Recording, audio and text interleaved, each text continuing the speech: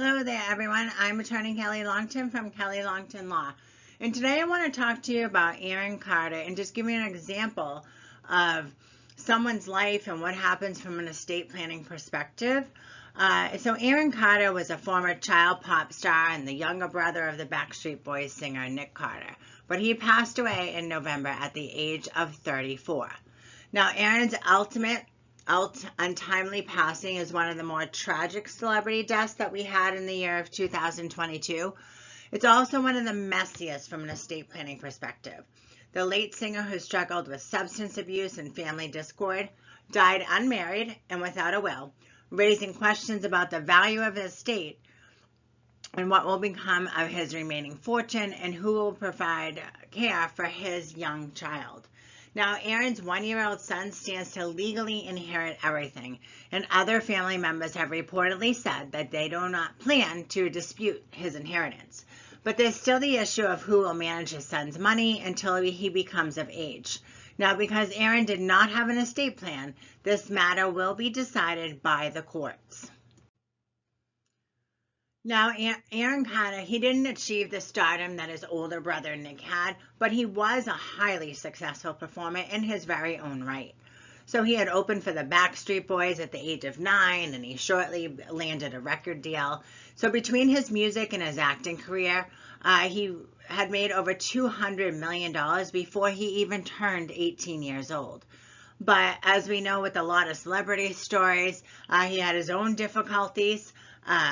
He had learned later on that all of his monies were actually gone, that he only had $2 million in his bank account, but he owed over $4 million in taxes. So he actually ended up filing bankruptcy. So there's some accusations that his parents spent all the money, they mishandled it, they didn't properly set up an account, which they were supposed to, in order to put some of Aaron's earnings aside that he made when he was a child. So he also struggled with schizophrenia and some bipolar disorder. But one of the most positive things for his life was the birth of his son, Prince, who was born in 2021. So at the time of his death, Aaron didn't actually have custody of his son due to some drug use or domestic violence. And the mother of his child, she has now since been granted custody of Aaron's child after he passed away. And the child doesn't really have a relationship with the Carter family right now. So this is just an example of the intricacies of family dynamics that we deal with from an estate planning perspective on a daily basis. Now, when Aaron passed away, he died without a will, so he didn't have those estate planning documents in place. So, of course, his attorneys had advised him to do that, especially after the birth of his son, but he never actually put it in place. Now, because he was unmarried, his entire estate will pass by law to his son, but this isn't always the case of how inheritance is passed based on family dynamics. But Aaron's family is on board with it. They estimate that the value of Aaron's estate when he passed away is about $550,000. So that's money that will eventually go to his son, Prince.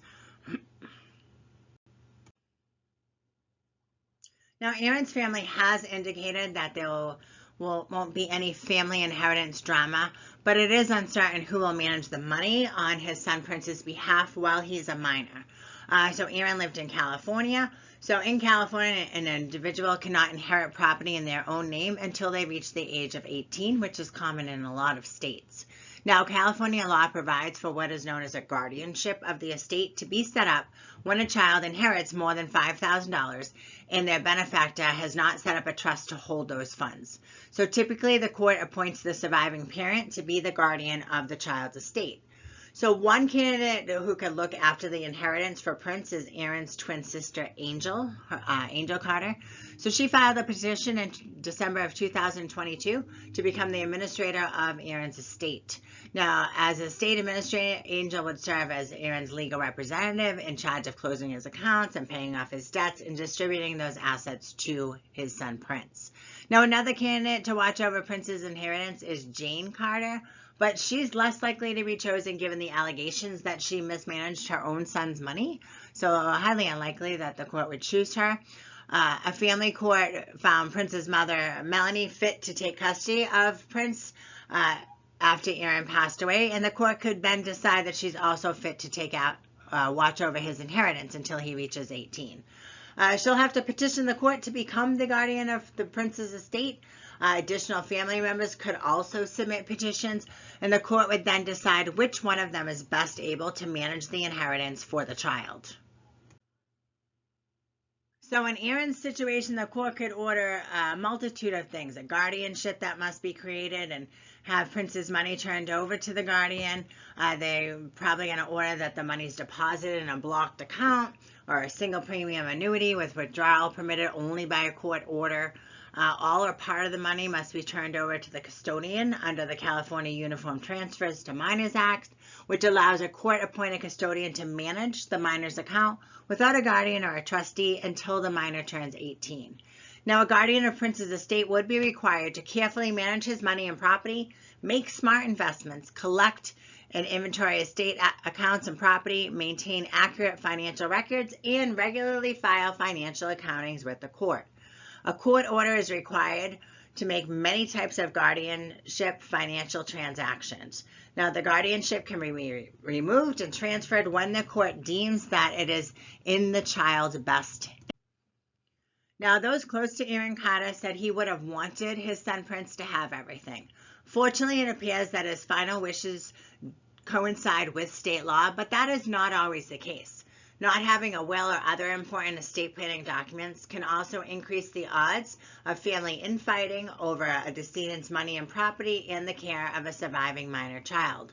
Now, about 2/3 of Americans do not have an estate plan, leaving the fate of their money and property up to state law in the event of a disability or death, and in some cases, the decision of who will care for their children will be left to the court.